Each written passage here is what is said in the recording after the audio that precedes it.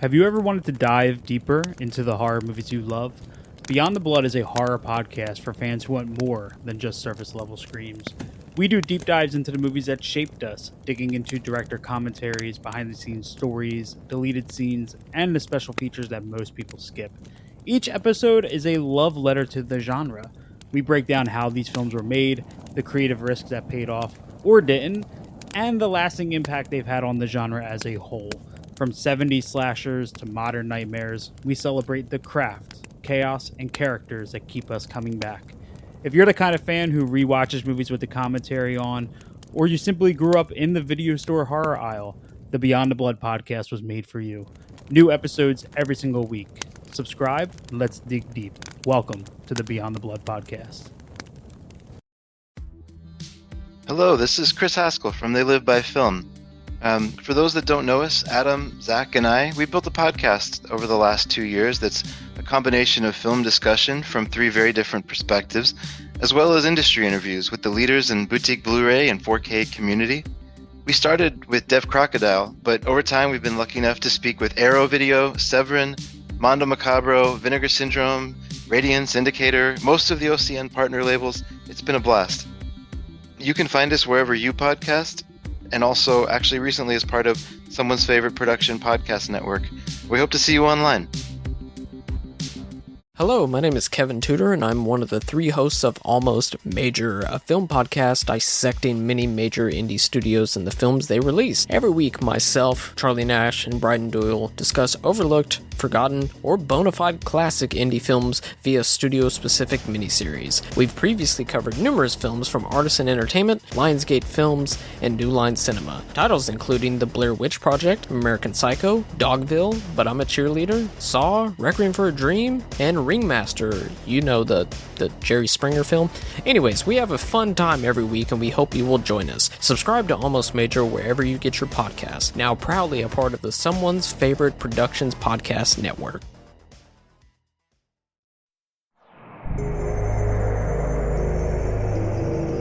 Weird Way Media.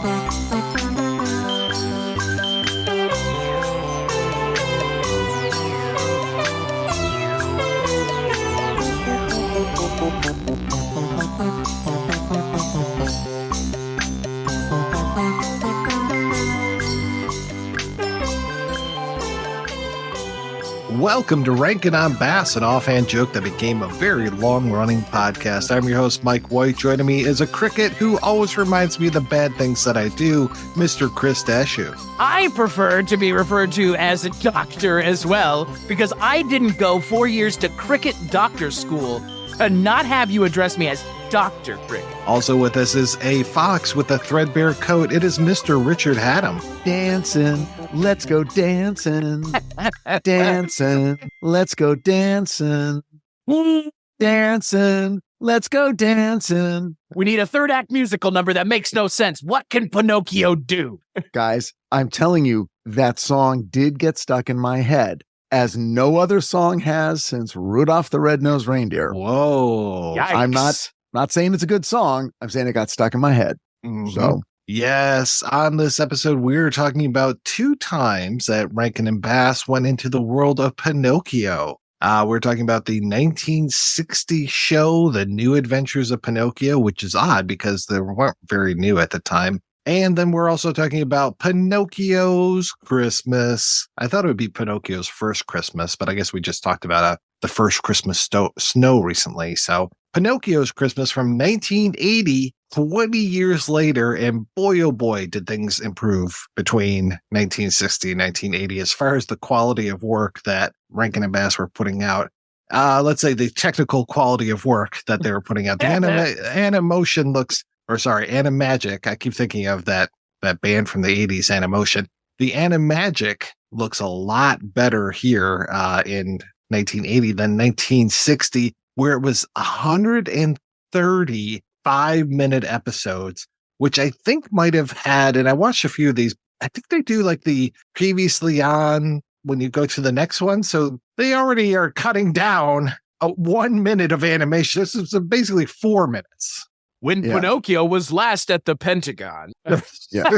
Meanwhile, Well, I think, I mean, there was, the method to their madness was they were telling like these stories in 5-minute arcs. yes. And then they could be packaged later to fill a half-hour slot. If and anyone was unlucky enough to have to see that or this in either. Well, okay, but keep in mind, I mean, let's sort of take it as it comes. This was the very first Rankin and Bass thing ever. Yeah. This was their first thing. This was like seeing early sketches, like in Leonardo da Vinci's, study, sort of the sketch of the Mona Lisa.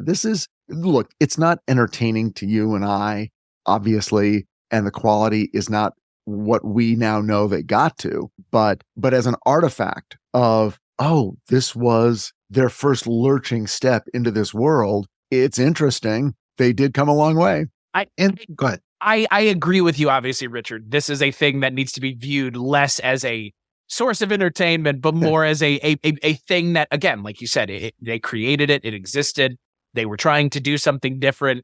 That being said, can we talk about the design of Pinocchio for a second, who looks like Mr. Potato Head's son? It's so like you mentioned like how this is an early Rankin thing. Like, I'm so glad as well that they did not continue to work with MOM production, because these like precursor to Toei's animagic stuff, or I guess what would it be? It's Magic Craft, right? Or is whatever the name of the company is that ends up being the company that they work with, Topcraft, or whoever it is, and that ended up doing all of the memorable stuff. This art style is so bizarre and not off-putting, but it's just not great. And I'm glad that when they moved away from these people, there was a more distinct art style that came along, because like almost everything that takes place within this is really hard to look at, because it's most of the time the mouths don't move, like, or it's like very like cheap looking. I don't know how to describe it, but it feels very rough. And like you mentioned, Richard, it's not as rough like a year later, but this is real rough. It's super rough. It was done super cheaply. They financed it, and then they had to get money from the syndication sale to pay back the bank. I mean, this was hard days.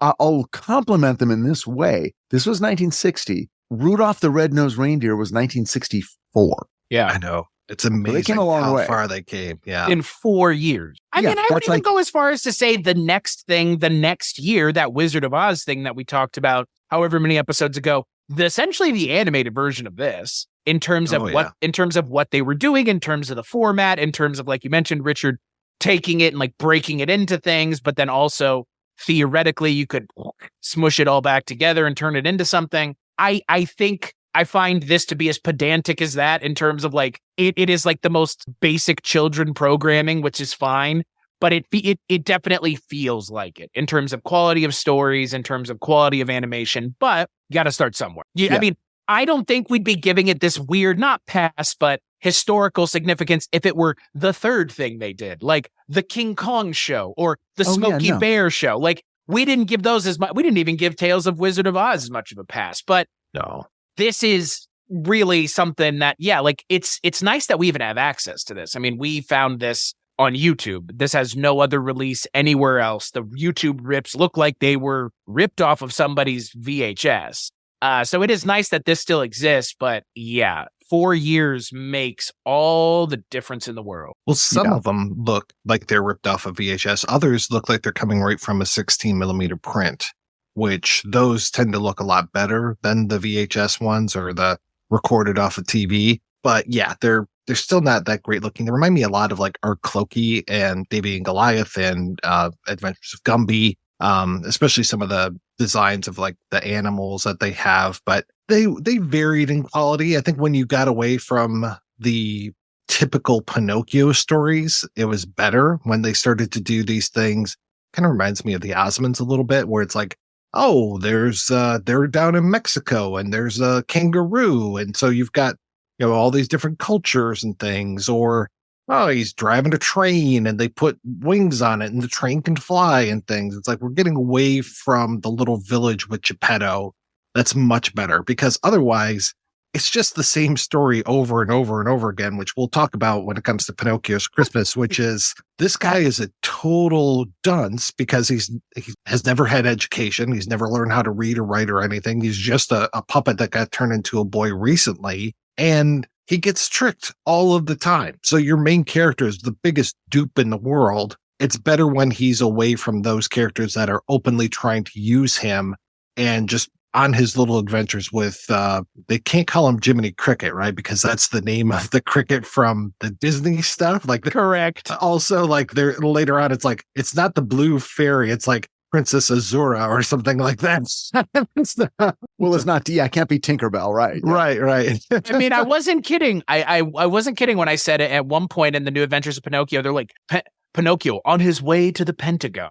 Like what? Like what is going on in this? I mean, they're trying to help out at one point the con artist Fox is trying to convince everyone that he can sell air, and so he's going to put Pinocchio in a rocket ship to show that the air that he's selling works, even though it's Pinocchio who doesn't need air to breathe. Like this is the bizarre. Yeah, this is the bizarre nature of what this show is. And to your point, Mike, it does smack of those other Rankin and Bass things that we just recently talked about, where it's like, this is just situational comedy, and there's a guy in Mexico with a kangaroo, because of course there is. Like, right, why not? Yeah, and you know what? I'm glad that we had a Hispanic character on screen who, the moment they opened their mouth, it sounded like I was back at the tiki room. I mean, again, like that level of like Rankin and Bass, like we haven't seen some of this stuff because so many of the stories don't interact with culture in a like real culture in a way. But whenever they do, it's like they don't miss an opportunity to just be a little too, I'm not gonna say racist, but like very much a stereotype, like one step away from Cheech and Chong. Like, which is, I mean, hey, it's 1960s, so hey, you do you, Rankin and Bass. It's weird too, because even though this is credited to Rankin and Bass, and even though Bass's name is on the IMDb, the end title card always just has Rankin's name. I have yet to see Bass's name show up in any of the 5-minute clips that I'm watching. And I'm watching like, I watched like 2 or 3 yesterday. And then just even as we're sitting here, I've got a couple up and I'm just like, yeah, sure, let's check it out. Why not? Oh yeah, missile testing, keep out, Pinocchio. You never know what's going to happen next. You never know what that fox and that weird beatnik cat that he has as his friend. I don't know if I like the beatnik cat more or the pathetic cat from the actual special more. They're differing shades of the same idea, but for whatever reason, like the cat gets short shrift because the cat's just like the idiot follower of the fox, who's also an idiot. Right. Well, you know who the cat is in the Pinocchio's Christmas? It's Harley Quinn from the Batman cartoons. The way that she talks, I kept waiting for her to be like, okay, Mr. J, anything you say. I kind of prefer Beatnik Cat more, just because that seems a little bit more hip. You know, he's a pretty hip cat. You know, he's a hip cat. Damn straight. Hey, Pinocchio, want to do some heroin? Oh, jeez, I don't know. It'll make you feel great. I heard it'll make you work for Charlie Parker. Well, work for Charlie Parker? Well, then I'm down. He flew like a bird, man. Let me find the vein right here. How about between my toes, the ones on my arms closed up? See, that's the thing. Like, what's weird is Pinocchio walking around in 1960s culture is what the show is, and that's just a strange concept, because I would say almost without fail, all Pinocchio stories are more or less period pieces. I mean, not to say that we spent all of our time in between the last two and this episode and last watching all Pinocchio media, but going and looking at Pinocchio media, there is very little, if any, contemporary Pinocchio stories being told. So this is like... Oh, okay. All right. At first I was like, wait, no, 2023 and 2022 were like the years of Pinocchio. No. So you're saying as far as the setting goes. Okay. Right.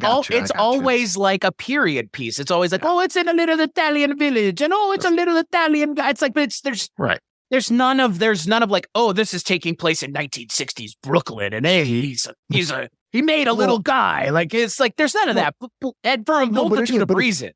Right. But to your point though, but it is contemporary. I mean, they're talking about space. Right. launches. This is the only. this that's is- what I'm saying. This is And the I think- only thing I've ever seen that's like this, which is fucking bizarre in and of its own right. Well, but I think the reason is to avoid. I mean, look, they did it because it was cheap and it was in the public domain, and their only fear was keep it away from Disney.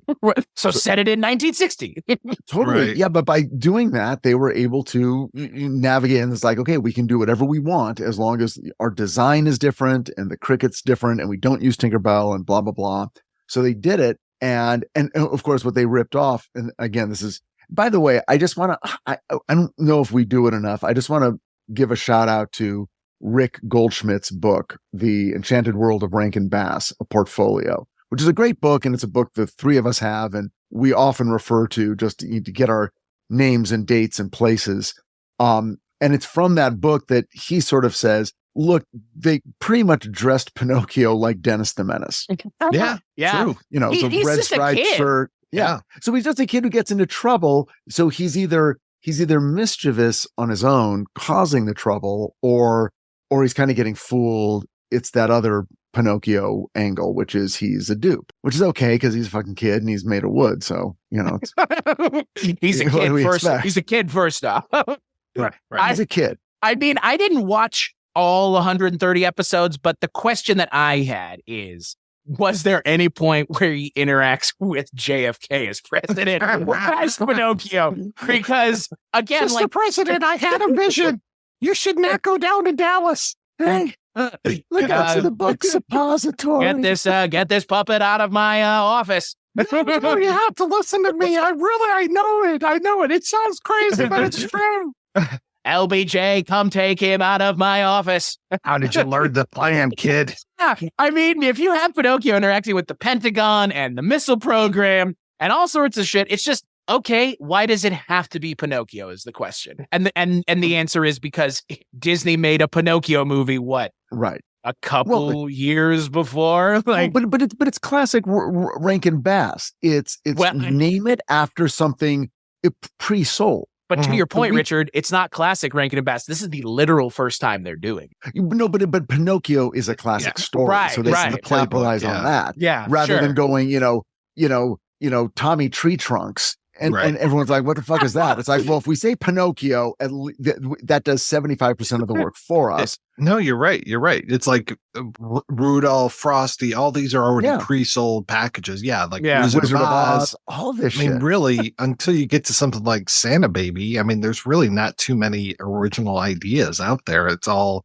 stuff that already exists in some form. Rankin and Bass are IP machines for the most Yeah. part. Like, Well, and public domain IP, Yeah. right. Yeah. IP they don't have to pay for. And we talked You about know. the comic strip. That was their attempt at making something original. And I don't know. Richard might have flashbacks and we start talking about Street Frogs again. we all know what happens when they try to do something original. Let's thank our lucky stars. They were basically dipping into public domain. Yeah. I mean, that's fair. And that's the thing. I mean, again, like you mentioned, the Rankin and Bass playbook, like this is where the playbook is being written, is here. Yeah. And look, they got 130 episodes out of a literal fucking Italian public domain thing from, again, so far away that's why Disney did what they did. The reason Disney did what they did is because the book was written in 1883. So ain't nobody sitting and doing anything about any of this. So yeah, it's just like all the Hans Christian Andersen stuff that we Yep. are going to see if you're watching this show backwards. but I think for me, the Pinocchio stuff works a little better than the Hans Christian Andersen stuff because Pinocchio is an interesting character. I think as just a character, like he's always painted in such a strange way. In the Adventures of Pinocchio show, he's not as much of a moron, and his moronness can be exploited in a positive way. In the movie, boy, plant him in the ground and he would grow if he weren't a log, Are you talking about Pinocchio's Christmas? yeah, like he's Yeah. a So- real big moron in the movie. Like, He's totally a moron there. But it was also unclear to me because he's also like, okay, so as we pivot to Pinocchio's Christmas, which was 20 years later, and actually in a lot of ways is really good. And I the songs were better than usual. Not Rudolph level, but better than usual. Mm-hmm. And but you were hitting on the one part that I was confused by, because I'm watching it and I'm like, oh, you're right, Pinocchio. He's just a sweet kid who is easy to fool.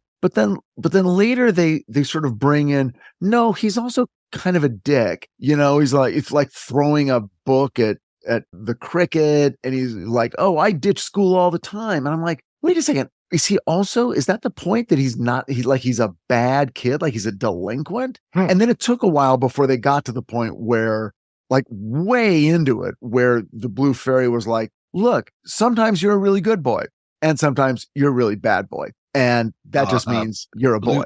Blue Fairy. I believe that's copywritten. Yeah, you can't say that, Richard. Well, what is it? Okay, isn't her name Blue Indigo? Fairy? Princess Azul or whatever the hell it is. Yeah. Am I going to get sued just by saying? You might. Who knows? Disney's breathing down our necks right now. Excuse me. Yeah. I've had so many C&Ds. It's been crazy. Yeah. I think the thing that surprises me most about something like this, Pinocchio's Christmas, is this is 1980. Right. Like, it feels like 74, 72 at most. Yeah, I mean, Rudolph and Frosty's Christmas in July was the year before this. And then Leprechaun's Christmas Gold was the year after. And Leprechaun's Christmas Gold was, for me, as kind of unnecessary and bizarre as this Pinocchio's Christmas is. Because again, you don't have to try to shoehorn in every Christmas. And that's the weird thing. I mean, that's the thing that, like, as we come to the end of this Rankin show, like, they were thinking like, oh, our raison d'etre must be Christmas stuff. It must be Christmas stuff, because we're not, I mean, I'm surprised we didn't get a Hobbit's Christmas, because again, like, what would stop them from doing it? I guess approval from our friends over at J.R.R. Tolkien. But I think for me, like, it's weird to me that they spent all of their time telling a Pinocchio story at Christmas. That's just the fucking Pinocchio story without the whale. Like, without the whale, but there's kind of a sort of whale-esque thing where he gets captured and is being held hostage. So it's kind of in that same vein, but it's fucking bizarre to me that they're just like, we're just going to tell the Pinocchio story again. Like, what? Yeah. They didn't really Christmas. give themselves, I mean, it was the whole, we're keeping him from getting back to Geppetto. And then Geppetto having that bad hairpiece. I'm like, what is happening here? Oh my God. He's That just as God made him. Yeah. 1980 was the point at which to pay humor peaked. Oh, okay. Was that the We had been How tracking to it since Pay Shakespeare's episode time. of Amazing Stories, where the Yeah, came exactly. to life? Okay, yeah, Right, and then it sort of twisted and became horror, and then it dipped back down. It's relatively low right now, but it could go back up. Yeah. No, I think it's really more into like slacks and pants humor. There were the killer pair of pants that happened a few years ago, and then the killer tire that happened years before that. Or now we're just into animals ingesting cocaine. I think I just saw Cocaine Shark is now available to rent. That's true. Cocaine Sharknado. Yeah. Yeah. Oh, there you go. That is true. Like, can you imagine if a cocaine tornado blasted through Los Angeles? Be like Somebody- 1980 it does all every over day. again. Somebody make that idea a reality. I hear they need it right now. I hear they need it right now in LA. The cocaine tornado every night. It was nice having some of our more familiar voice talent in this Pinocchio's Christmas. I was really glad to hear the same person that does the Heat Miser's voice doing Geppetto's voice. But I have to say that the kid who does Pinocchio's voice, like his normal speaking voice, I thought was fine. But his singing, Oh, I don't like to pick on people's bad singing, but did they not hear what I heard? I mean, Richard liked the dancing song. I'm telling you, I liked these songs more than most of their non-Rudolph songs. The song, I was like, I can listen to these at least this one time without like wanting to rip my eyes out. Of course, I guess that wouldn't help me not hear the song. Right, I was gonna say, you like- want to put something in your ear, I think. I was gonna rip my eyes out and then jam my eyeballs into my ears. Oh, okay. To Freaky. plug them up. It's the only thing that fits. That the human body is designed so that the eyeball fits directly into the ears. You I don't. had no Many people idea. don't know that. I thought you That's could just like, mysteries. yeah, weird. Yeah. This week That's on true. Unsolved Mysteries, why do human eyeballs fit into the ear holes? Yeah. Why So did well. that's intelligent design.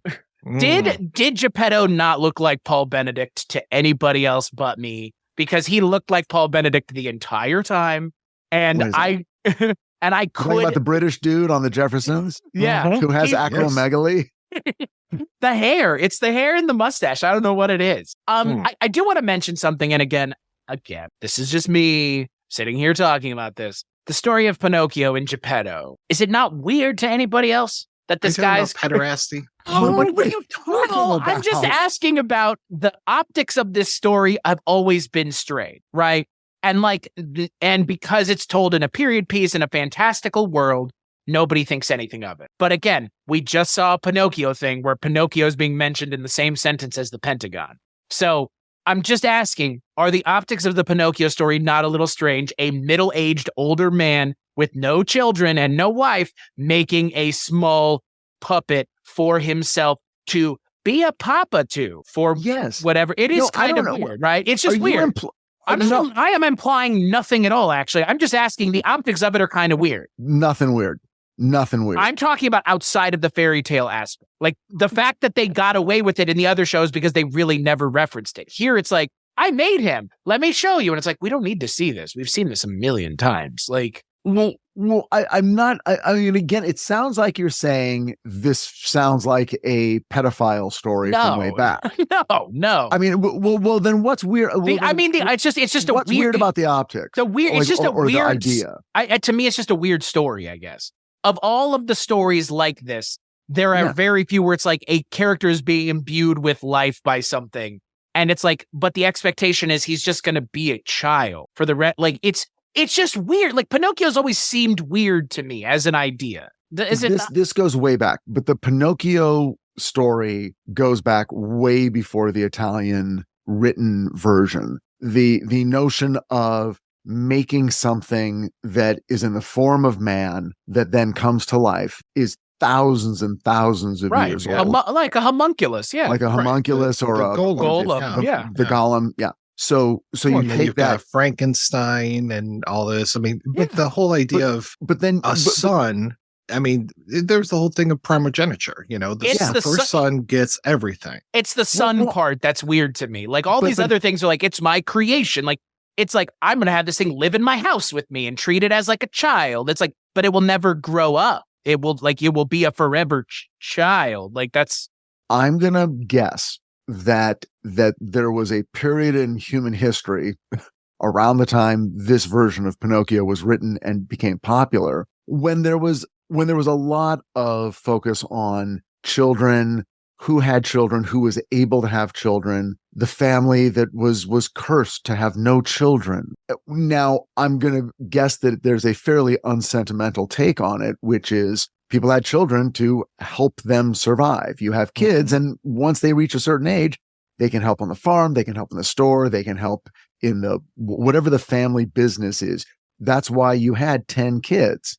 So you had 10 people to work on your farm and a lot of people to go hunting and help your family team survive. So the notion that it is a tragic circumstance that this man who is now reaching, who's now an old man, he was probably about 40, but he never had a child and his wife died, or maybe his wife died, trying to have a child or whatever, but everyone's dead. And the story is presented purely sentimentally. It's not like, I really need an employee. Gee, I wish some of these puppets could work for me. That's the version of Geppetto we never get to see. Yeah, right. I need more people to make their shoes and whatever the fuck else. Like, all right, slave labor. Am I right? So from the Geppetto point of view, it is the tragedy of the adult male who has no heir, and then from the child sort of mythological point of view, it is the non-child who is magically imbued with life as a way for us to examine how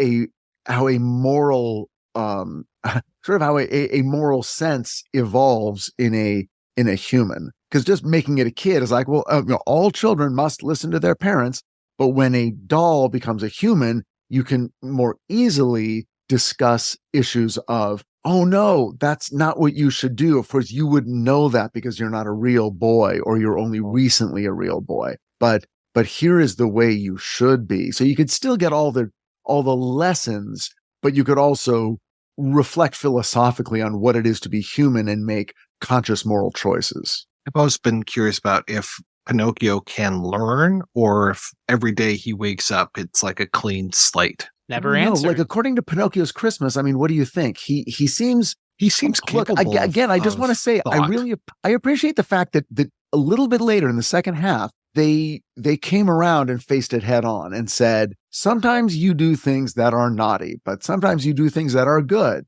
You have a good impulse and a bad impulse. That makes you human. I mean, I really liked that. I don't think I've heard that, and an acceptance of it. It's like, that's just life. People do good things, people do bad things. But you're getting to a point now where you're able to make better decisions. And so that's kind of what we expect of you. I mean, my God, I'm going to sit Dashiell down, have him watch the goddamn Pinocchio Christmas and maybe learn a lesson or two. I mean, to be fair, though, and I mean, again, I was more trying to lead us to the direction of Richard pontificating poetically about the reason Pinocchio is the way it is, which you did so gracefully, obviously. But You tricked me into pontificating once again. Damn you, Stashu. Damn you. But the other thing about, again, like the thing that you mentioned, Richard, is it's a story about the human condition. It's just, I wish that was always a thing that was more beaten into this story, because it does seem to get lost a lot of the time. And the interaction between Pinocchio and Geppetto often is just forgotten. And it's just, Pinocchio fucks off on his own adventure and Geppetto's, where's my boy? That's Geppetto through most of this, unfortunately, other than the flashbacks. But that's the thing. Like, there are some interesting things here to mind. No, I was not trying to get us to go, Pinocchio is about pederasty, because that's just low-hanging fruit, obviously, in 2023. Like, Well, yes. And obviously, and feel like. In this particular one, they do, there is a lot of callbacks to Rudolph. There is because the missing child and wandering through the snow. Rudolph, where are you? Pinocchio, where are you? And will the family be reunited by Christmas? And then him finding the discarded puppet from Maestro's show, the one that didn't work out, and thinking, oh no, he's dead. And then you kind of work in a Christmas miracle. My biggest problem with the narrative was that it just didn't seem cohesive from the beginning to the end. It felt like they just kept kind of reshuffling the narrative deck and saying, okay, for the next 5 minutes, this is the story. But for the next 10 minutes, we're done with that. Now it's all about this other thing. Oh, now forget that. Now it's about the girl puppet he meets. Okay, now it's not about that. It's about this other thing. And it's like, okay, could you just decide on the overall story so we know what the hell's going on? Right. It's a real shame that this is a Pinocchio story and also a Christmas story. Because I think if it had been a Pinocchio story or a Christmas story, I think it may have worked better as either. Like, just do Pinocchio's Christmas could have been a thing. You just don't have to do all the other Pinocchio stuff we've already seen. But they kind of do anyways. Like, I just wish it had just been a Pinocchio's Christmas is its own thing. Or just tell the Pinocchio story again. That wouldn't be outside of the realm of possibility for Rankin and Bass. They've done it with other stuff. But how weird was it at the end, how they sort of were like, and in the future, you'll have other adventures that were more traditionally part of the Pinocchio storylines, being turned into a donkey, being swallowed by the whale. It's like, oh, were they going to do more of these? That's what it feels like. Or were they trying to like prequelize themselves into Disney's world of like, this took place in between or after. Right. Like, yeah, this is the Rogue One of Pinocchio stories. Right. Well, and that's the thing. I mean, this Pinocchio looks a lot more like Pinocchio from the cartoon than that Pinocchio in the TV show did. I mean, obviously, like you mentioned, Richard, they were doing the first one as an attempt to distance themselves. But this Pinocchio, period piece, has the hat. I mean, it's... If it's not inspired by Disney's look, I don't know what they were other than the source material. Like, he looks very similar to that character from the 40s Disney. It's funny, as you're talking about the Christmas miracle that brings the girl puppet to life. I mean, we are right there in Frosty territory. This whole idea of the inanimate object that comes to life, doesn't know anything. You have to teach him everything. I mean, Frosty and Pinocchio really share a lot. And when it comes to more modern takes on Pinocchio, of course, you've got AI, which I try to get out of my brain as much as possible. But I tend to think more of like the Data story arc from TNG, like the Measure of a Man story, where it's, is he a human or is he a robot? Is he a person or whatever what they're trying to prove on that? Or when Data makes his own child, and just like when he makes a child, though, to your point earlier, Chris, it's not a little girl. He makes a full-fledged, woman. Well, actually, he makes a full-fledged being and allows his child to choose its own gender, which is, people are like, oh, Star Trek's so woke now. And it's like, no, I think it's been woke forever. I would say that TNG was 30 years ago. Yeah, exactly. I was going to say the thing that Pinocchio, whenever I think of the Pinocchio story, I mean, I know there's going to be, the first two seasons are what they are. Westworld is that they mine that same territory of like creation, creator, who is, who isn't, what does it mean to be, what does it mean to not be, where are those lines blurred, and like those are interesting questions that are genuinely what makes the Pinocchio story for me so interesting. It's just the trappings around it for me have always been very weird because yes, it is a children's story, but the core central tenet is what does it mean to be human? Period. Right. Hard stop. And why would someone who's not human, who idolizes humans and yet sees the good and the bad, still want to be human? Why would you want that? And this story actually answers it, which is because it's both things at the same time. Because human beings are fucking messy. And I like that that's the moral of this story, that it's not, oh, he's a real boy at the end. Like, I like that they forego that. And they're just like, well, if he continues to not be a fucking ding-dong, he might actually turn into a real boy. And we know he obviously does, at least in other versions of it. And I'm not necessarily trying to be, irreverent when I say that part of the story also is that he finds a female, puppet and falls in love, basically. Creature. Yeah, exactly. Yes. I mean, it's basically like, part of the advantage of being a human is that you can have a physical relationship with another human, and you can procreate, and you can sort of, indulge and experience the physical ecstasy of humanity that isn't just, about making moral decisions. It's just, I can drink wine and eat donuts and have sex. And that's you cannot extract that from being human. That is the advantage of being human, and not just being, conscious matter that is not flesh. They had such an opportunity to explore the Pinocchio story, and they tried so hard. They even used the song and everything when it came to Ultron in the Avengers movie. Yeah, they just fucked it up so hard. I mean, that movie still just leaves me completely flummoxed with how bad they did with that job. But I think about that line at the end of the movie in terms of this Pinocchio, where it's like, what that Vision says to Ultron, he's like, well, I was born yesterday. And this Pinocchio sure fucking acts like it. Like, yeah. And like sometimes Pinocchio has more agency and sometimes he has less agency. In this telling of the story, he seems like he has zero agency other than I'm kind of horny. Because, like, again, like you mentioned, Richard, like, I want that's it. Like, that's really seemingly his, like, I want to get a gift for my dad, but also, hey, there's this girl puppet now. And, like, he's making up such absurd lies to Cricket and Blue Fairy that they're like, oh my God, dude, what?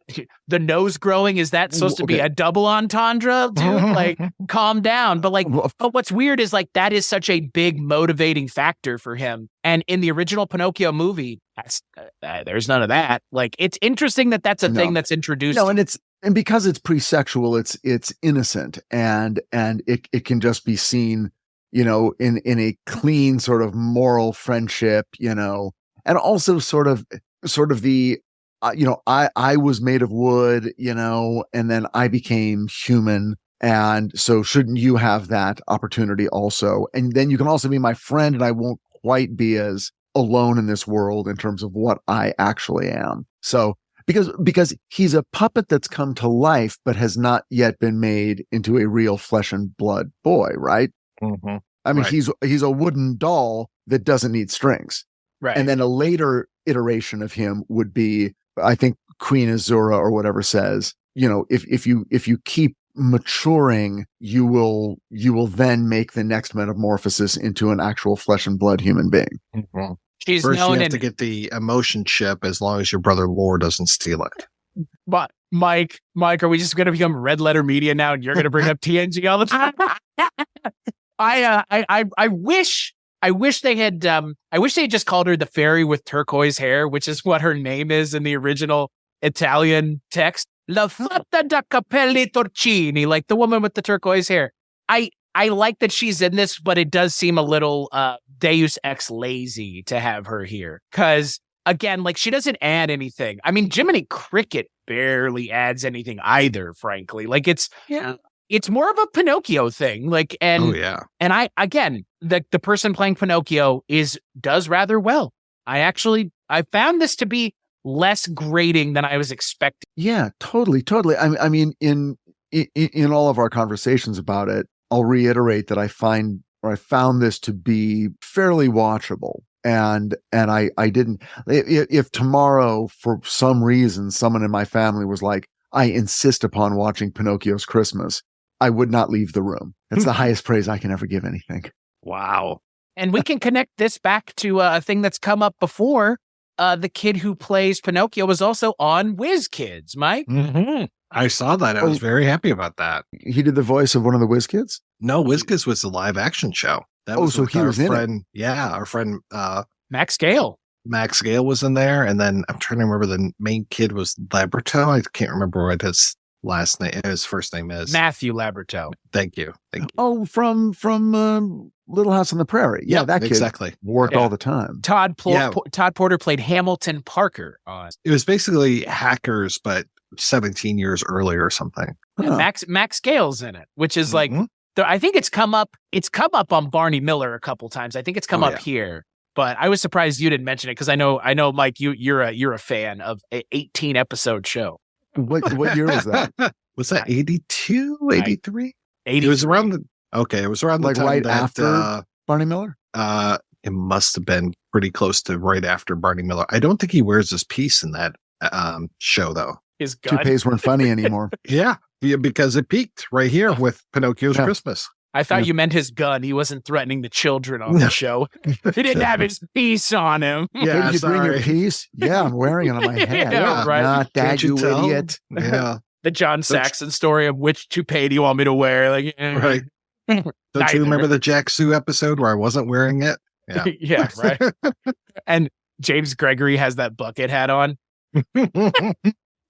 Yeah, I'm actually kind of bummed that we left this one for as late as we did because some of the things we've been watching haven't been super great. But this was pretty good. I will say the like weird 5-minute tangent that feels like it's tacked on to the end of this where he gets delivered to that random house of like asshole rich people. That was great. It extends it for another like 5-10 minutes, which is fine, but I could have been good with it ending right there. Like where, because it's weird. Like it just keeps going. And I'm like, and then you have to, it's almost like there was a rider in their contract where you have to bring in Santa Claus. Right. Like Santa Claus has to be in the end. The end is always ho, ho, ho as the reindeer go flying off into the air. Yeah. It's like, wait a second.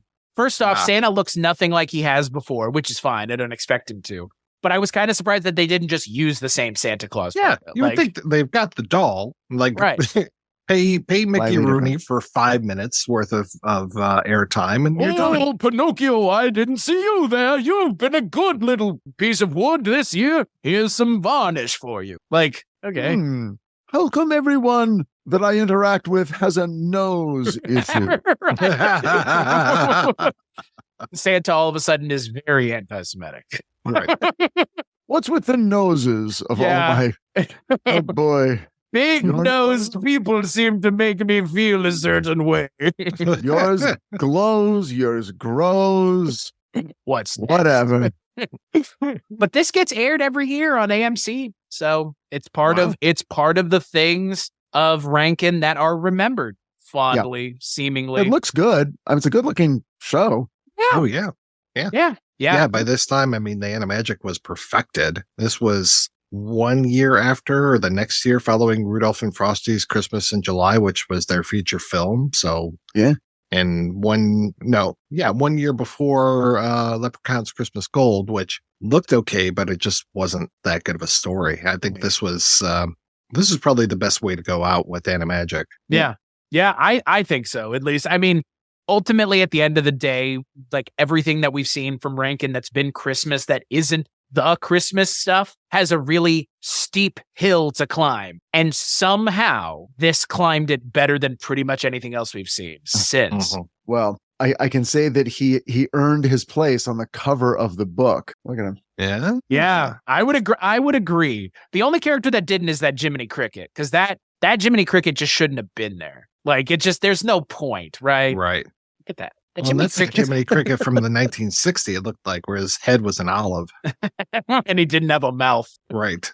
God. Hey, you know what, Right. though? We're at the what? This is the penultimate episode of our show This in terms of the is. things we're watching. So Richard, are we Richard, it's the end is in sight finally. feel weird about it now? Now that it's ending, now Yeah, I feel- bet you fucking feel weird. Feel weird. You're giving us a hard time Yeah, every yeah. single month. for Yeah. years. 3 years, Richard. Look, I would say more, except that I know there's literally another 3 years of material, and I just can't do it. So I will shut my mouth. And I don't say, think yep. there's actually more Rankin and Bass beyond what we talk about on the next episode.